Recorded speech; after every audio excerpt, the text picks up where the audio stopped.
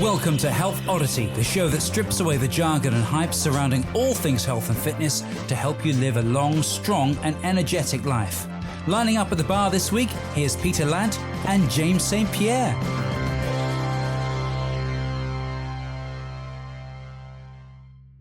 Hello and welcome to the Health Oddity podcast, episode 305. And we are joined today by a very special guest all the way from Canada, from Colombia, going to get that wrong, from Victoria, which is the capital, I believe, of British Columbia, and on Vancouver Island. And just before we came on, I'm just going to stand again. I'm wearing a Tofino Brewing Company jumper because Steph and I went on honeymoon out in Vancouver, Canada, the Pacific Northwest. Pete's already said he spends time out there, or spent time out there as well. I used to in a previous life. Okay. So yeah, we are joined, and we're going to have a very different conversation today with Thomas Attig. How are you doing, Thomas? I'm doing well, thank you. It's nice to be here. Excellent. Now, we obviously on this podcast, we've been recording and releasing a weekly podcast for nearly 6 years now, every single Friday. And I can say that we have never discussed the topic that we're going to discuss today. So it's going to be lovely to talk about something very different. Although the topic of the conversation might sound, it doesn't sound too uplifting, but it's a kind of a, yeah, he's putting his thumbs up. It is okay, but it is something that every single person listening will deal with at some stage in their life, probably has dealt with at some stage of their life. And as we briefly spoke before we pressed record, health and wellness is an all-encompassing. I can't remember one of the recent guests we had on. Obviously, we spend a lot of time talking about physical health, but sort of mental, emotional health as well is so important. And we're going to today be talking about grief. Now, Thomas is a professor. He's a philosopher.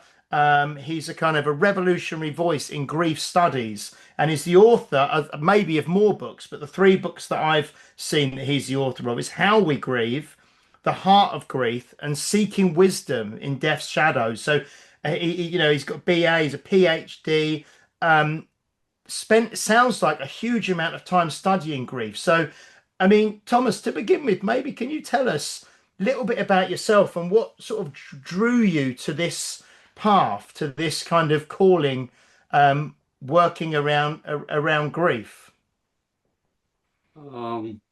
It's a bit of a big question, I know, sorry. No, it's not hard. I've been doing a few podcasts, so I'll try to keep it succinct. I was born into 2 large families. My father was one of 10, and my mother was one of 9. My dad was 18 years older than my mother, so his family had some elders older than he was, who started getting ill and dying when I was just a little kid. And at the time, people didn't have the luxury of traveling long distances easily. So typically, if a family lived far away, my mother's family lived in the Chicago area, as did I, so I knew them a lot. But my dad's was spread all over the Midwest out to the West Coast. And if someone became ill or died, there were letters that kept coming back and forth. And when a letter would come announcing that a cousin or maybe even an uncle had died, my mother would take that letter, and I had a brother, so there were 4 of us all together, and she would open the letter, and rather than just sharing it with Dad, even if it was about his relatives and so on, she would read the letter to the whole family.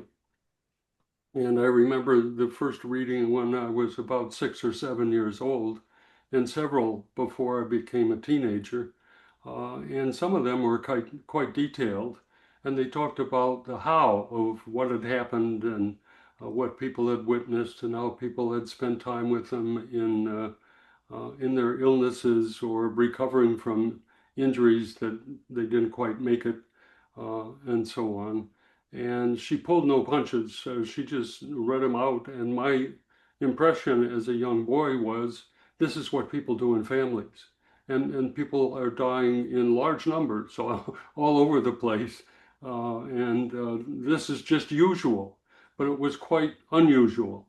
I found that out later. I remember talking to an editor when I was writing my first book-length treatment of grief and loss about life in her family. She said she wasn't to her first funeral until she was in her 20s. And nobody of significance in her much smaller families had died. So I view that in retrospect as a kind of a privilege of getting to know things on the darker side that most people don't have early exposure to. And it made me calmer and more comfortable. I never thought there was going to do anything professionally having to do with death and dying, but this was a setup. And by the time I was a teenager, I loved being with other people. And I loved the large family gatherings on my mother's side. And while some of my teenage cousins were out playing and being jocks, and I was no jock, Attigs, we had a kind of a pride in finishing last in whatever we entered into, and so on. So I like to sit around at family gatherings and listen to the men for a while and listen to my teen peers, and especially listen to the women in the kitchens and dining rooms as things were being prepared and cleaned up. And I became good at listening. And my peers thought I was a pretty good listener. And when things were going hard for them as teenagers, and sometimes people dying, they were comfortable talking with me. So that was another setup. I went to the university, and I was convinced I was going to be a mathematician. I got perfect scores on SAT tests and things like that. And I wanted to be a teacher. I'd always wanted to be teachers. The people I loved the most were my teachers. My best teachers were really good at what they did. And I thought, this is a nice thing to do. And my older brother, 9 years older, became a teacher before I did, went off to university and so on before I did. And I aspired to be a teacher as he was and as my best teachers were. I gave up on studying mathematics. I looked at what it was like to teach math, and I wondered to myself out loud and in my heart of hearts, do I really want to teach trigonometry to sweaty teenagers who have no interest in it whatsoever? And we can't have any conversations. All right. I thought, no, this is not what my teaching should be about. And I decided the humanities looked good. My brother was a history teacher. So I was very strategic in my sophomore year at the university. I decided to take nothing but humanities. And I signed up for philosophy, literature, and history. And I vowed I'll take a whole year. And what I like the most, I hope I'm as good as I want to be at that. I'll major in it. And philosophy won the day. Literature, I had to read too much. I was a slow reader. And the historians just wanted who died when, who was king when, what did this pope say to this king and prince and so on. I thought, that's not history. I want history that I can talk about, and if not, they're not going to be teaching that. And philosophy was new to me, but I fell in love with it. And I fell in love with phenomenology, which is a study with philosophical skills where you learn to describe and interpret the broad range of human experiences, which turned out to include grieving and dying.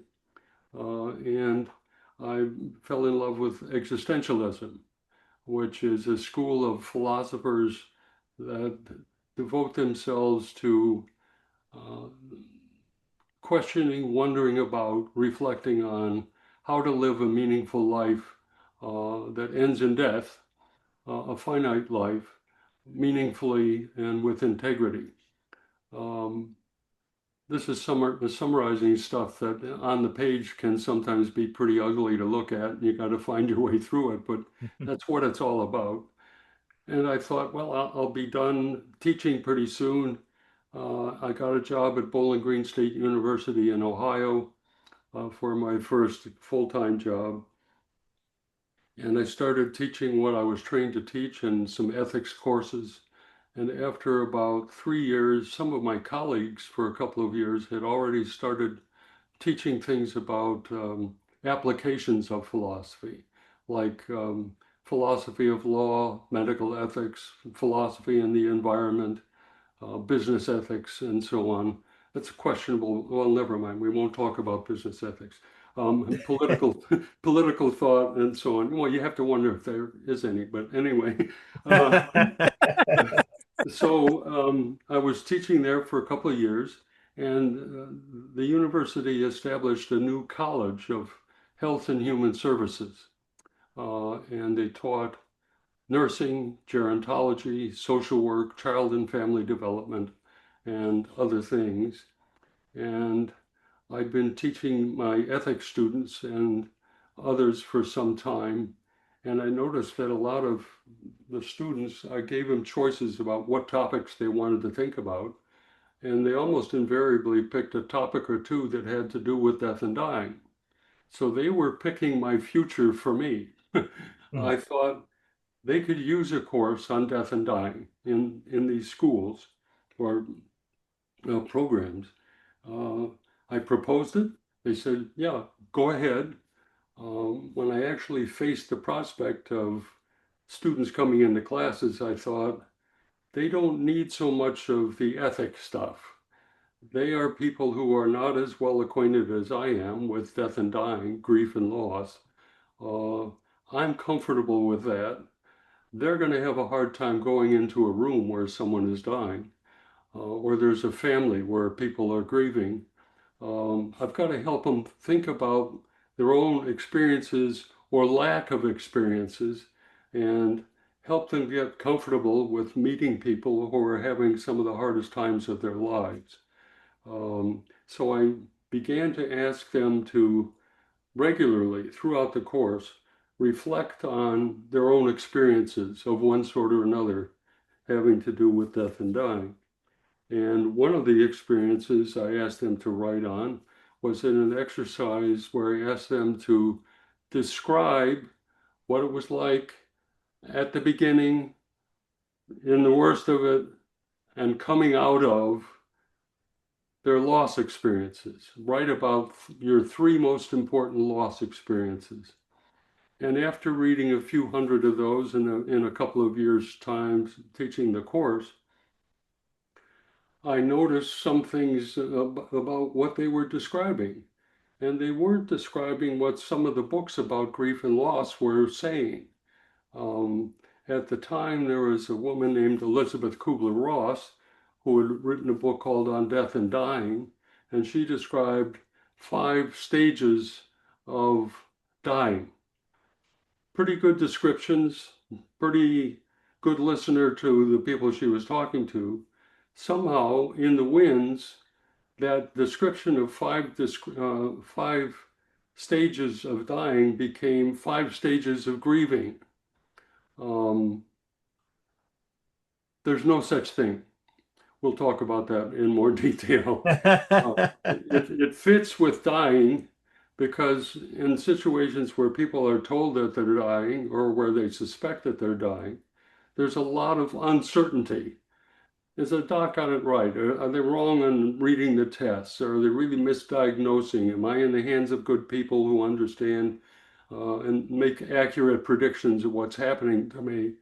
And where you've got that kind of open-endedness and uncertainty, there's room for denial and there's room for trying to fight it and so on. And if someone has died in your life, there's not a lot of room to deny that it's happened. You have a body in a hospital room or in a funeral home and so on. So I began noticing what my students wrote about, and it was entirely different. Not one of them ever mentioned a stage of grieving. They talked about, boy, is the world different now, and I'm really hurting. And what do I do practically with the stuff that's been left behind? Or how do I interact socially with my grandmother, whose son just died, who happened to be my father? I'm hurting, she's hurting, we see this. How do I talk with her? I've never had to talk to grandma in circumstances like this. They've been telling me some things in church. Um, the way that guy behaved at the funeral, where he was nothing but positive about the glory that my relative is going to, tells me he doesn't understand grieving very much, because I'm sitting here hurting and this whole room is sitting here hurting, and he's not talking about hurting. He's talking about some message he has to give to us, and so on. I'm not sure I want to go to church anymore. As I walk around my neighborhood, there are places I really don't want to go by because they remind me of the person who died. Um, my mother wound up in really bad financial shape here with dad dying, and he didn't really train her in how to take care of the money. And it turns out we're losing his salary, but we're also losing his guidance in figuring out how to do things with the money. Things like that just multiplied and multiplied. And I remember this one I'll never forget. This one fellow, young teenager, he must have been about 20 in his maybe sophomore year in college. He said, I remember a couple of years ago, I went into the living room in my home, and my father had a gun in his hand and he was contemplating suicide. And one of my vivid experiences was having to wrestle the gun out of my father's hand to keep him alive. The world changes, and different things, you confront different things uniquely in your own life circumstances, and so on. I fed back to them some ideas, and I started writing essays. And one of the early ones was around the idea of grieving, not as just an emotional roller coaster, but as a process of relearning how to live in a world that has changed profoundly. I said, does this make sense to you? That's exactly it, Professor. None of our writings are talking about it this way, but you're making sense. Well, those books that you mentioned earlier, they're all about relearning the world, including you guys are in for health and positivity and affirming life and so on. I'll give you the short thing, and then you're gonna want to talk about these, I think. The culture says too often to people that grief is only the bad stuff that flows over you, the sorrow that comes into your heart, the confusion, the paralysis, because it's such a big change, I don't know where to begin or how to do it. And half the world wants to be quiet because they're afraid of making me sad, but that leaves me lonely, and I don't want to be lonely. How do we talk to one another, and so on? It's this huge thing that has hit me, and it feels like the world's caving in on me. And the culture emphasizes all of the what happens to you, your passivity, what you can't do, where you're helpless, where you're powerless, where you don't have any choice. And the culture spends a lot of time encouraging you to gut it out, be patient, or spew your emotions all over the place, and just get it out, and it'll go away, it'll be over, and then you can be what you've always been. And that's a bad message. And in psychology, they contrast reactions and responses.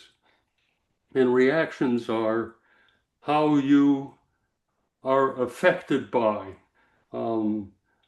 diminished by, hurt by, how you are passive in loss experiences, how you're helpless, you're powerless. Nothing you can do, just let it hit you and let it hit you until it stops hitting and pray that it stops hitting and so on. And a good part of what I contributed strongly to in thinking about grief and loss is how, as with other experiences, they're a blend of reaction, what happens to us, and response, what we do to or in response to what's happened to us. And relearning the world is the agenda that you have to work on. And you have lots of choices in how you reshape your daily life, how you reconceive the next chapters that you're going to be entering into without a person who had a prominent role on the scene, and make it more positive still. The heart of grief, on my view, there's a whole second book about this, is learning to love in separation. We're actually relearning to love in separation because most of the time we're separated from the people we love. I don't think either one of you asked everybody you know and love to come into the studio with you today so we could have this conversation. You left them behind. They didn't stop loving you and you didn't stop loving them. So every day, most of the time, the people that we love in separation.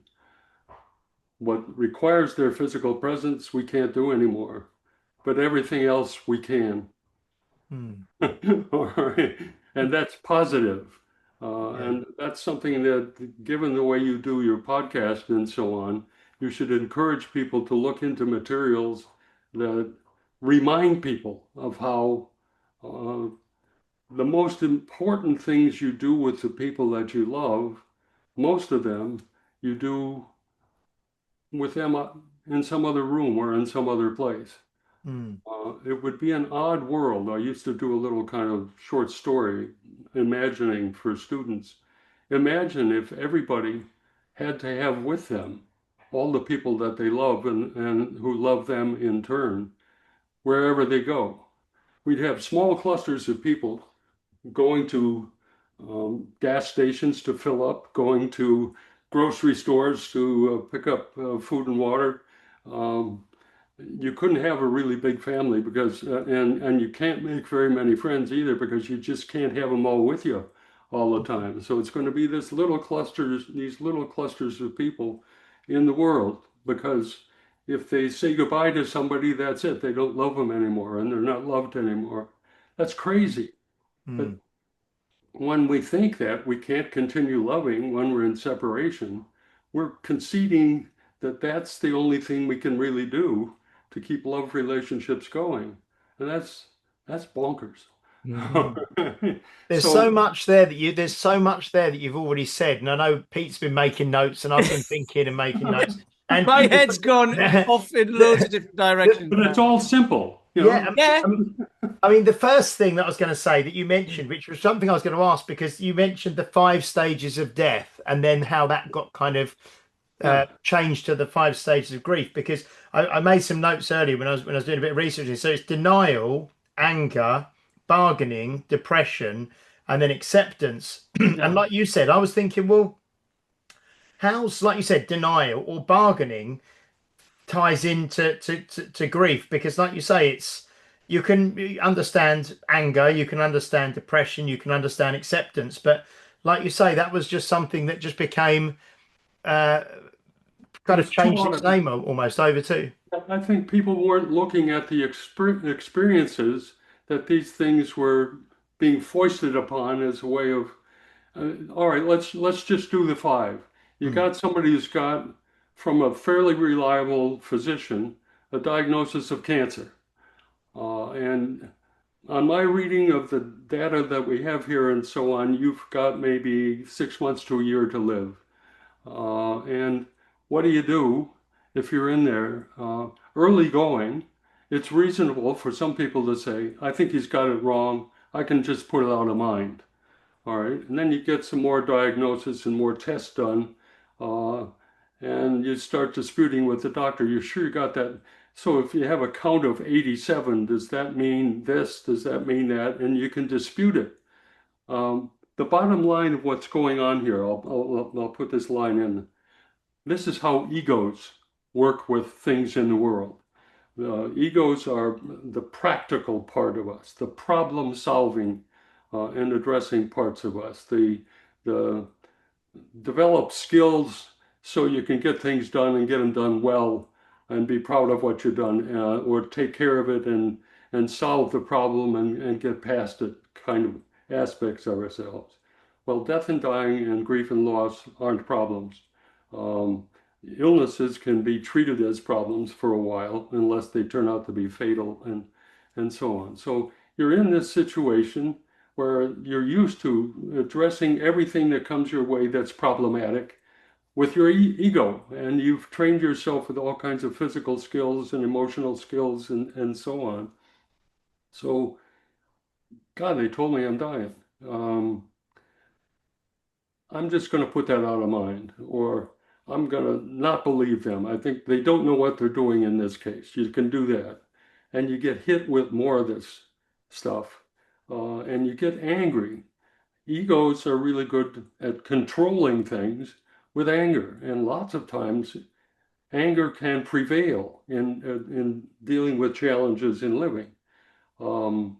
If it's something that can't really be controlled, the anger is not going to be prevail. It's not going to prevail. So some people then move into what they call bargaining.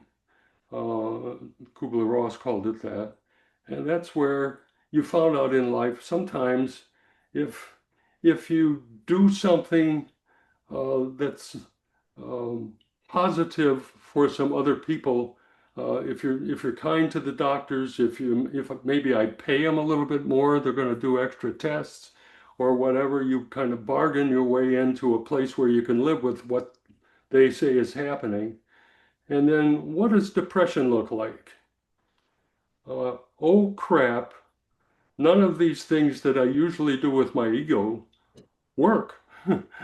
I'm getting worse, and I'm spending my time in a hospital bed now. All right, and then you get to something that they call acceptance, and this is exactly what they mean by acceptance. This is real. I've been trying to pretend that it isn't. This is real. And some people who speak, I think, quite foolishly, but they're recognized as experts in this in the field, say, and when you get to acceptance, you finished with coming to terms with dying. You're done. Finally, you let yourself believe that reality is what it is. But notice that they're not telling you anything about how do I live with this reality. All right. So these 5 stages of dying are plausible. All right, your best friend has just been killed in a car accident. Do you try denial? Does anybody try to pretend that that body that's down there where we're going to have the ceremony this weekend is not really there, or he's going to come back to life? Very few people do that when they're grieving. They will express some anger, but not with expectation that it's going to change reality. You're just pissed off because this happened and it really hurts. Bargaining, what could you possibly do to change the reality? Sure, you can be depressed, but not necessarily because your ego defenses aren't working. You're depressed because it's hard and it makes you sad. So those 5 just don't fit. Something else is going on. And I've been one of the pioneers pushing people to work on describing and understanding what else is going on and what kind of changes are you dealing with here where your ego really doesn't work very well. And I think you wind up thinking, as I have through the years, that there's more to us than egos controlling bits of the world. We have a part of us that cares and cares deeply, sometimes loves, friends, family members, children, life companions, and so on. And there's parts of us that want to build connections with other people, within a community, within a family, and so on. I call that our soul. Think of soul music and soul food. I mean, soul food is the stuff you eat with your friends and your family your entire life. God, there's nothing like those mashed potatoes. There's nothing like that holiday roast. There's nothing like the cold brew that you drink together with friends, and so on. There's another part of us that engages with change, and I call that our spirit. And we struggle to overcome stuff that's really difficult. We struggle to grow and change into better people, better friends, better lovers, better parents. We struggle to develop new life skills, to be better persons. I mean, your podcast has to be about this a lot.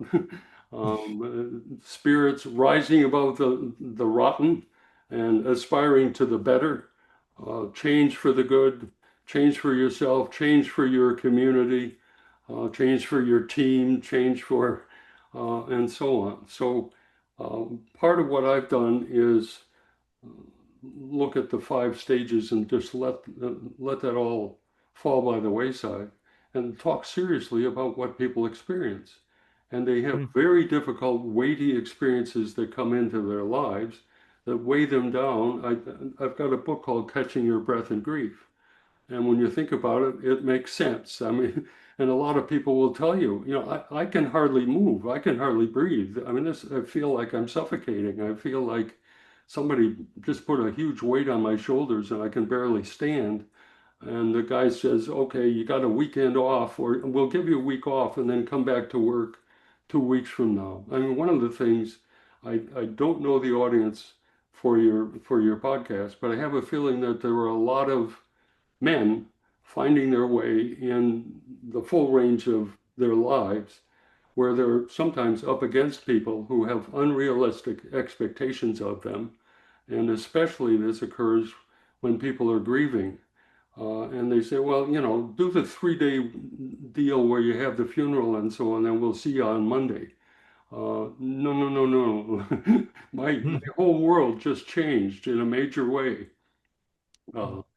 Give me a break. I think I can maybe be back in a week or 10 days, but I'm not going to be able to go full throttle. Be patient. I'll come back. I'll be strong again and so on. But I'd appreciate some support and some help rather than the old expectations, because I'm in a different place. And I have a feeling I'm becoming a different person. Boy, do I encourage you to support people in helping workplaces become more realistic in what they expect of teachers and engineers and truck drivers and barkeeps and waiters and waitresses and so on in the world. And your listeners, there are a lot of them right now doing what you're doing. Yep. Yeah. Anyway, I kind of summing things up in a certain way. I think grief's got a bad rap because it's thought of as the bad stuff that comes over you, the reactions that you experience, and they're heavy. And it's in the responding that you can do wonderful things, including learning how to continue loving the person who happens not to be with you permanently now, as opposed to temporarily. But I sometimes, suppose I had caught you on a day when you got all of your listeners or followers to come in a big auditorium and we're talking together. And I asked them about loving other people. And there's a big crowd here. Did you bring all your friends? Did you bring all of your family members with you? No. Did you stop loving them? No. Did they stop loving you? No. Okay, then you can love in separation. Let's think about something else, crowd. Um, how many of you think that when someone dies, um, who have loved us, um, we stop loving them? Raise your hand if you stop loving people when they die. Anybody in here? Nobody raises their hand. Do you think they were stopping loving you as they were dying? No. How many of you realize that? How many of you think you will ever stop loving your father, your mother, your grandmother, your best friend who died, or your child who died? How many of you think, oh yeah, I'm going to stop that? Anybody? Nobody. Are you going to stop missing them? No. All right, so let's think. In grieving, do you think you're going to continue loving? Yes. Are you going to continue missing them? Yes. Do those seem like the central themes in grieving? Yes. What do you think of people who walk around on the face of the earth with you who say that what you have to do when you're grieving is stop loving? Do you think you could even do it if you wanted to? Do you think you're going to stop missing? Because a lot of them recommend that you do that. Sigmund Freud recommended this. Success in grieving is letting go entirely. And this has dominated thinking among psychologists and especially psychiatrists for decades, probably up into the 70s and early 80s. There were still people who thought that way. I'm a trained philosopher. Philosophers look at how people are thinking of things and now and again wonder about whether it's an apt way to think. And that's not a good way to think. I've never met a seriously grieving person, whether it's been like 3 weeks or 3 years, who has stopped missing the person who died. So there's going to be pain, and who has stopped loving them. So if you wanted to have a crowd get a conversation going about loving in separation, you could ask today, just among us, but the crowd's here, how do we love them when we're not with them? Remembering them is a way to do that. Talking about them to bring those memories to the surface we do that all the time. Do we sometimes laugh when we remember them? Do we sometimes cry when we remember them? Do we sometimes feel grateful to them for how they've made us who we are in part, or for little lessons that they taught us, or the best little story that when I tell that story, everybody smiles, and it's like everybody's smiling with my dad when I tell that story, and I just love that. Do we appreciate what we've been taught? Do we appreciate how we became different because they were in our life? We can do all of this after they've died. So all the stuff we do about remaining connected when we're separated and people are alive in our lives, we can do. It's not hard. It's not a new set of lessons you have to learn about how to love somebody after they've died. We know how to do it. We do it every day. Except what is the Thomas, this may seem like a stupid question, but I'm just gonna ask it. So what is grief? When we grieve, is it the fact that we're not, we're permanently separated from that person? We know we're physically not going to see them again. That's surely part of it. Yeah. I mean, I'm just trying to think. Maybe I'm trying to be too practical with it, and it's something that's not, it's emotive, it's emotional, and everything else. But I'm just thinking, and there's, like you say, that the reactions to grief is often. I'm sure people wouldn't say this out loud to me, but pull your socks up. Time's a great healer. All these kind of things that people kind of, and certainly that may even be, if someone goes through say, a divorce or something like that, where you've not actually lost someone through death, but you've had a change of life. Like you said, your world has changed in a There's similar grieving, way, I suppose. Yeah, there's grieving involved there as well. Grief, uh,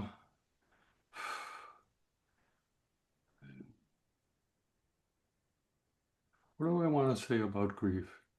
Um, I think people aren't careful about some of the things that they don't keep separate in what they understand.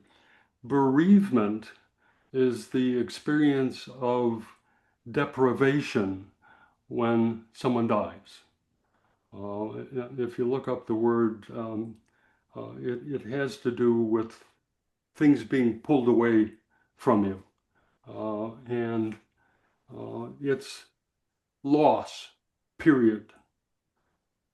Grieving is how we process in all dimensions of our life the losses that come into them. And when it's a loss of another person having died, that's the kind of grieving that people who write about grief tend to focus on. And the uniqueness of it is there's a dead body.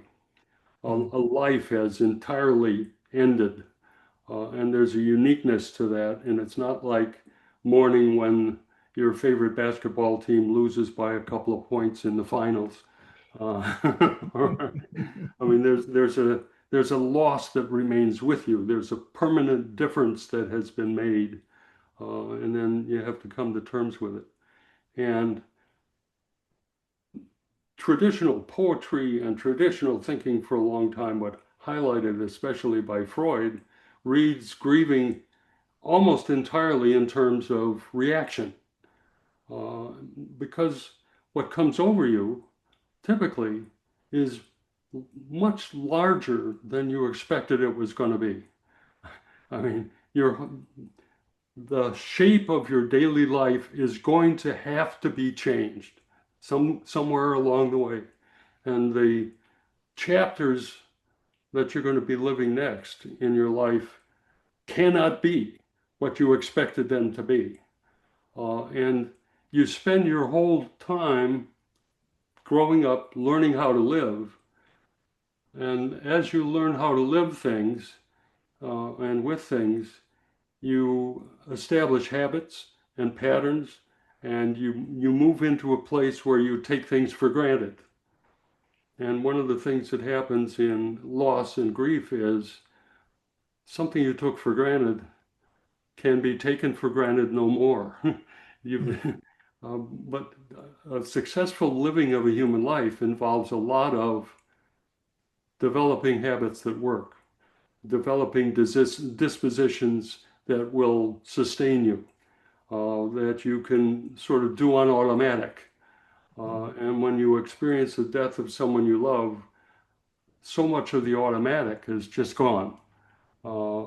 Fortunately, we are the kinds of creatures who can move into new life patterns.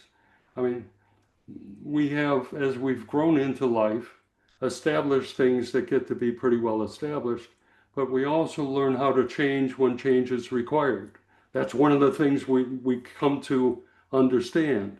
Well, this is a change that's bigger scale and more complex, all built into one. It's not just a physical change or an emotional change or a social change or a spiritual change. It's all of them all at once. Those are big changes to take on, and we're not so used to doing that. So grief, bereavement is experienced as a monumental change, not a little one. And grieving has to be multifaceted and take a lot of time when you're reshaping as much as you have to reshape. And just thinking of grieving as the pain that you experience, you can get stuck there and you can get stopped there. And people need help in thinking of other things to do besides feeling sorry for yourself and stopping. Lots of ways of doing that. Typically, there isn't just one person in your life who's died. A lot of members of grieving families and so on can find themselves sort of forgotten by some of the other members of the family because they're focused on this person who's died. But if you think about and invite people to think about Charlie died, what would he want? Nobody answers, oh, he'd want me to suffer for the rest of my life. He'd want me to just fall apart. All those things he taught me and so on, he'd want me to forget. And he'd want me to just wallow in misery. Nobody ever says that. They say, well, look, I know you're going to hurt. And I know it's going to be hard in some ways that I'm not having you around. But please know, I want you to do well. I don't want you to forget me, and I don't think you have to. I'd like to think that some of these stories we used to tell one another, things we did together, things we learned together, ways we laughed together, and so I want you to carry them with you. I don't want you to be preoccupied with me. You never were when I was alive. Why would you do it now? Remember, you have children, or we had children together. I'd really like you to continue to take care of them well. And love the people that we've loved and love the things that we've done and so on. And now and again, say to yourself, I wish Charlie was here. We'd really have a good time. We used to have a good time, God, and then you start telling some of the good stories. But, don't focus your whole life on me. But it's hard not to when you're caught up in the pain of missing this person. And people you would hope would speak to you stop speaking to you because they're afraid of making you upset. They can't make you more upset than you are already. All right. And I was just talking the other day, I was doing a similar kind of a conversation like this. And I remember when I first started teaching, people would say, I don't know what to say. I don't know what to say. So I kind of avoid them or I don't say anything. And I said, couldn't you say something like, I don't know what to say to you. I know you're hurting, and I'd like to be with you if I'm welcome here. That's not hard. All right. And that is exactly what you're feeling. And it says, I care about you. And boy, people need that.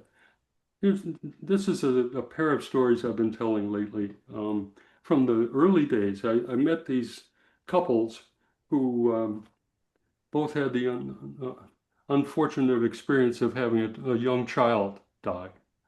And Helen and Roger came to speak to my classes several times. And they had a 3-year-old girl and a 5-year-old boy. And Mary, the 3-year-old girl, fell off a swing on a Friday in the backyard. And she was taken to the hospital because she hit pretty hard. And by Monday, Mary was dead. And it turned out that she was on her way to developing a pretty serious illness in her brain, and the fall accelerated the process.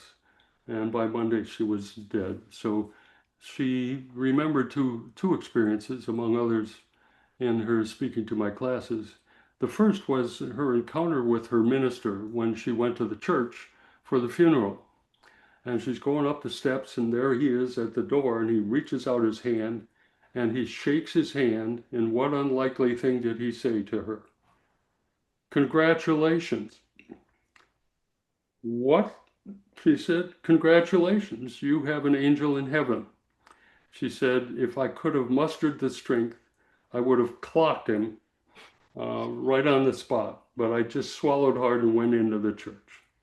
It wasn't the best funeral experience I've ever had, she said. Later in the week, she's at home, and she gets a phone call from a neighbor down the block. And her daughter had been playing with this neighbor's daughter for a few months as 3-year-olds and having a really good time. And the woman said, we never really connected, you and I, because we were both very busy in one way or another. But I have a feeling you're hurting pretty badly. I have photographs of our 2 daughters playing. if you would like to see those photos, I'd be glad to look through them together with you. Can you come for a cup of tea or coffee? She came. They enjoyed their daughters enjoying themselves together, and so on. Simple as that. Don't congratulate people on having dead relatives. It's not a good idea. And share some of their life with them. Share some of the experience you have had with the person who died. And most people can think of some such thing, and that's a good thing to share. Ask if they would like to hear a little story or not, and if they're not ready for it or don't, later would be fine. Today I'm rotten today. So, but thanks for the offer, and I'll take you up on it. Let's maybe next time we'll get together in some way. Hope some of this is helpful. This is, yeah, it's brilliant. I mean, do you find that? I mean, you mentioned faith a little bit there. I was going to ask, do people having a faith, does that affect their grief or help them process things differently or frame death differently? Do you know what I mean? In all your experience that you've had, do you know what I mean? It's just kind of, I just wondered because you mentioned that the bad the kind of the bad dealing of it by the I did. minister there. But I mean, I just wondered, yeah. We're talking faith here.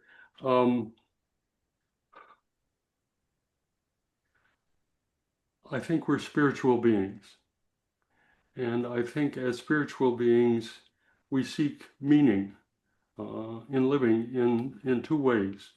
We seek meaning as understanding, and the teachings in various religious or spiritual faiths are intended to support that search. And some faiths can really do the job and help people orient themselves to this is how the world works, this is where I fit in it, this is why I have come to be where I am. And these are important lessons for living well as opposed to getting hammered and not knowing what to do in a life without a faith. Some fit into traditions that have been with us for thousands of years, and some are the corner witch doctor who's figured something out that sells well and could also be supportive in some way or another. You don't know until you explore it and think about it, and so on. The other way of finding meaning is in finding reasons for living, things that you can do or experience that make it so you would say to yourself, I'm sure glad I'm alive for this. I'm sure glad I'm able to do this. It's a privilege to be the kind of being that is able to do what I can do with my voice, with my hands, with my arms and legs, with my mind, and so on. And I think that lots of faith traditions also teach practices that people come to do faithfully, that remind them of the soul and spirit within them that enables them to do the things that they find most meaningful. And some people participate in rituals, some people participate in kind of regularized practices of being reminded of being prayerful, of being peaceful, of being generous, of being charitable, and so on. And the world's faiths are full of wonderful supports, and unfortunately, they're full of histories of failing to be living up to the supports that are inherent in their faith and making life worse as opposed to better. And I've just been thinking lately, in the US, I think people in other countries around the world have heard that we're living through a kind of a shadowy time where some of the aspirations of the people of the United States from its founding have been set aside in exchange for um, power and control and accumulation as life aspirations. Uh, and human beings in general, I think, I sit down every once in a while with some of my friends, and sometimes we're just marveling at what human beings can do and how spectacularly wonderful they can be, and generous and life supporting and hope lifting and love spreading kinds of beings.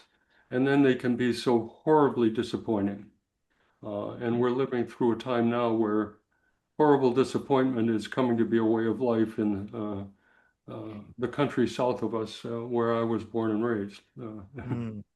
I don't know if you've noticed, maybe not, Yeah, yeah, maybe you haven't picked it up, but yeah. No, no. And I was going to ask just one more thing, really, before we kind of wrap up. Was you? I don't know how old you are, Thomas, but you've from an early age, like you said, from maybe 6 or 7, were your first memories yes, of death and grief and being introduced to those kind of concepts.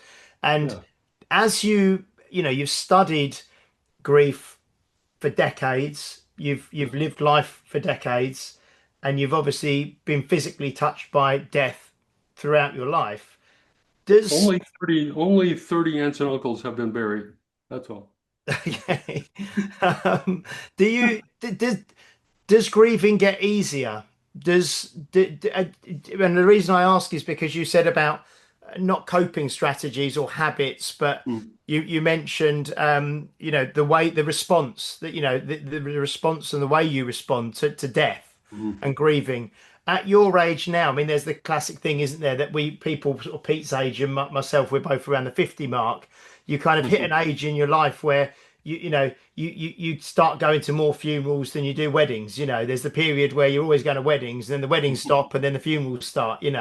What's Or you that? do what my dad used to do at funerals when they go, "We'll see you at the next one." You go, "Unless it's mine." In the house. Yeah, yeah, So yeah, I'm edging in that direction. Does it get easier? so have you got better at grieving, or does grieving get easier, or does losing people get easier the more you do it? I think I would say this. Bereavement does not get easier. It's always a deprivation when it is. Um, do I have some ideas about what behaviors, expressions, and so on I might turn to, where I expect that things will go as well as they can on a kind of a recovery scale and so on. And I have to say, I believe so. I don't allow myself to get just stuck in um, expressing myself. That's another point that's worth making about emotions. I think in our culture, um, there's a lot of thinking of emotions as different from physical pains. If you have a physical pain, um, your body's telling you something. And often those pains just go away quickly because you bumped yourself and the bruise is healing. But sometimes you've chipped or broken a bone in your knee. You haven't just bumped it. And the pain tends to get worse when there's something seriously wrong, and your body is made to tell you, pay attention to this, learn more about it, find out what's causing it, and address it with others' help if you need. Uh, I think that emotions are not just something that you have to express and make it go away by expressing it. If you're in pain, um, yell, didn't do it. Yell louder, didn't do it. Really yell, I mean, yell your guts out and so on. That's the way people treat emotions. Just pour them out, pour them onto other people around you, and so on. What if we thought of our emotions as sort of like a psychological um, pain system? It's like your body gives you signals of things to pay attention to, Your emotions give you signals of things to pay attention to. And I think you can get better at that. You can't eliminate the things you have to pay attention to when they arise, but you can know that it's not going to end if you just yell louder or cry longer. What's the crying about? What can you do about what the crying's about? Well, you can't end the bereavement, so don't stop trying to do that because it's not going to help. You can pay more attention to the things you loved about the guy who died.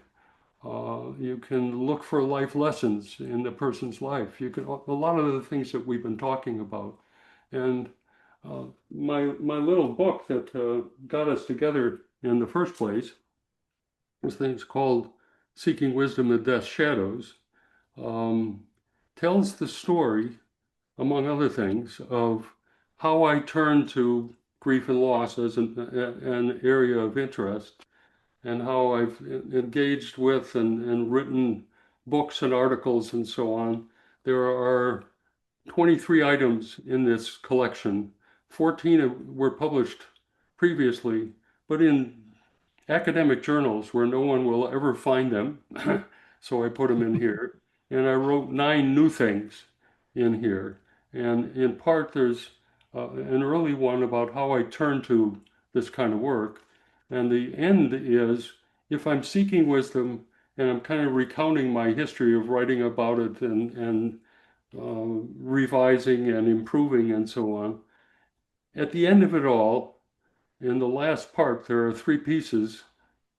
One is called A Dozen Good Things About Grieving.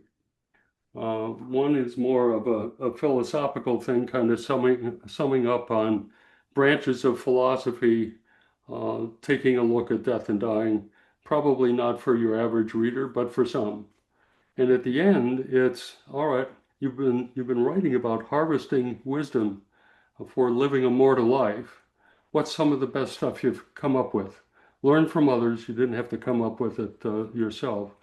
And I can tell you in summary form just about one of those. It'll only take a half an hour or 45 minutes, so bear with me. Early on, I was invited by a dormitory on campus to come and give what they call a last lecture. What would you say if you had one last chance to talk about something that matters to you having to do with your teaching, and you would never be able to talk again about that subject? And I thought, boy, this is challenging. They invited 3 of us to do that. The woman who went ahead of me was in the communications department, and she spent her last lecture, this is her lifetime last talk that she's imagining, talking about television commercials. And I thought that was kind of thin soup for life, but I think maybe she misunderstood the assignment. Anyway, I had been collecting cartoons and quotations and so on in relation to my teaching, and just put them in a shoebox. I thought, I'll get those out and see if I can piece something together. And I put together a talk that I called Fragile Humanity, Handle with Care. And I talked about 4 questions about the reality we live in. I would call them 4 mysteries. These are constants in life that you can't control like your ego does. Your soul and spirit engages with them, and whereas in problem solving you change something in the world, when you engage with mysteries, they change you. Love does that. Death does that. Being impermanent and so on. Anyway, I focused on 4 mysteries, 4 constants in life, and I asked this simple question for each of them. Is it okay to be finite, impermanent? Because we all are. Is it okay to be small and insignificant? Just think of the universe. How big are we, actually? All right. Is suffering okay? And there's a mystery we don't get to control, right? is not knowing, being uncertain. Okay. And the audience is there, and the first time, yeah, those students are just looking like, what? I said, why would these questions be important? And I said, and this is what I say to you to kind of top off this bit of the conversation. If you spend your life trying to say no to any of those four things, you're saying you don't approve of yourself. You don't approve of the life you have available to you. You don't value it. You find yourself threatened by it. You just as soon not have anything to do with it. That's not a good way to live a life. And I've given this little talk to professional counselors. And I said to those students, I said, if you live your life persisting in saying no to one of those questions, you will wind up in counseling. You will fill counselors' offices. It doesn't work well. And all the counselors in the audience go, yeah, that's right. Yeah, oh, yeah, yeah. One by one. And I think it's a real struggle to say it's okay that I'm impermanent, that I don't know everything I want to know, that I'm so small compared to all the forces that are out there affecting me. And the book has stuff like that in it, as well as something you might think of as sort of formal intellectual fare. It's a human book. And I should tell you one more thing, and you're going to feature this in your podcast. I'm going to give you a promotion code for buying the book. Okay. I'll be using that. Yeah, so will I. So will I. It's an easy code. It's 5 letters and 3 numbers. Is it 3 numbers? I gotta remember that. It's AUFLY 310. I'm pretty sure it's 310. Yeah. There may not be an O. Try to focus. And what you do is you go to Oxford University Press and you go to the page that has the book described for you, and you can read about what all's in the book. And you can see a table of contents and a sample of the writing. And you say, yeah, I want to buy this. And you fill in the title and say, go to checkout. And when you get to checkout, there's a little blank where you can put in that code, AUFLY 31 with a 0 or not, I'm not sure. And you get a 30% off on the book. Brilliant.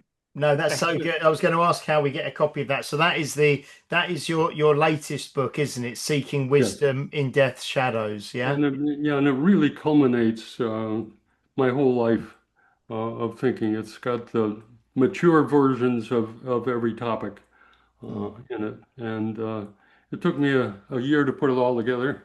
And that year ended last December. So I'm out doing this kind of stuff. You asked me my age.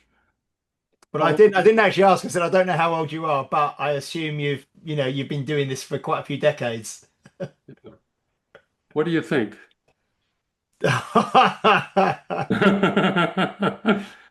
I'll be 81 in July. Wow.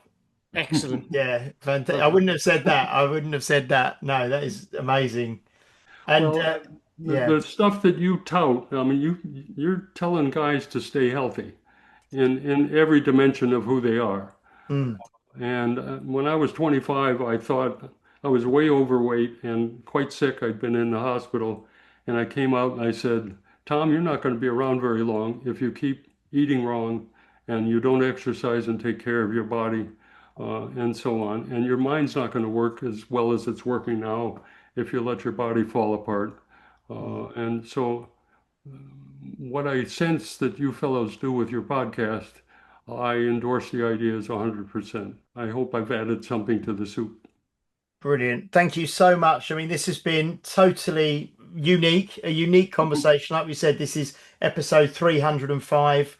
and we've never touched on this before, let alone had a really, fantastic hour talking about it. And like I say, it's something that every single listener, every single watcher will experience, has experienced, and it's one of those it's a universal experience had by all. So thank you just for sharing your life's work with us, Thomas. It's been fantastic. So people go to Oxford University Press and they put in AUFLY 31, possibly with a 0 at the end, possibly not, and then get a 30% discount on your book, Seeking Wisdom in Death's Shadows. Thank you so much, Thomas. That's been brilliant. Thanks for the privilege. Brilliant. Thank Good you luck. so much, everybody, for watching or listening. Please do like, share, subscribe, leave a review if you're watching or listening on a platform that allows you to do so.